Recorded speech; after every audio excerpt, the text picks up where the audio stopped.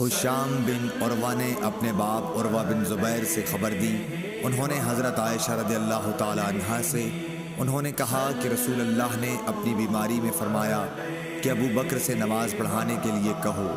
حضرت عائشہ رضی اللہ تعالی عنہا بیان کرتی ہیں کہ میں نے عرض کیا کہ ابو بکر آپ کی جگہ کھڑے ہوں گے تو روتے روتے وہ قرآن مجید سنا نہ سکیں گے، اس لیے آپ عمر سے کہیے کہ وہ نماز پڑھائیں۔ آپ فرماتی تھیں کہ میں نے حفصہ رضی اللہ تعالی عنہا سے کہا کہ وہ بھی کہیں کہ اگر ابو بکر آپ کی جگہ کھڑے ہوئے تو روتے روتے لوگوں کو قرآن سنا نہ سکیں گے، اس لیے عمر سے کہیے کہ وہ نماز پڑھائیں۔